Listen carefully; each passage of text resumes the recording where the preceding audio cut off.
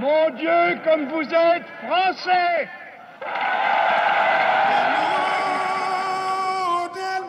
J'ai commencé à me sentir martiniquais en 50. Quand je suis arrivé à Paris, je me suis mis à fréquenter des Algériens, des Tunisiens, des Marocains, des Africains. Et souvent, je me faisais aborder par un Algérien qui me parlait en arabe et qui se vexait quand je lui disais que je ne parle pas l'arabe, je parle le français, je suis martiniquais. Nous avons commencé à comprendre ce que c'était le colonialisme et à nous considérer nous aussi comme une colonie. Le principal d'une lutte anticolonialiste se situe dans le territoire du pays dépendant. On a décidé de m'envoyer structurer l'OJAM qui venait d'être créé.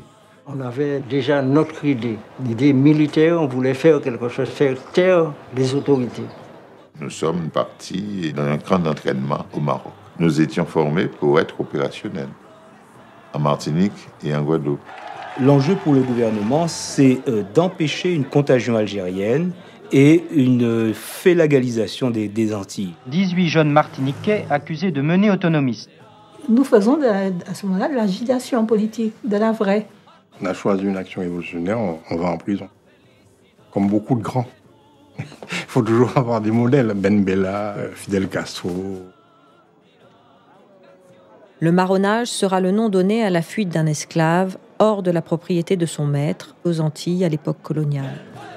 Le devoir de tout révolutionnaire est de faire la révolution. Ça, c'était la maxime de l'OJAM. L'OJAM est une histoire de marronnage.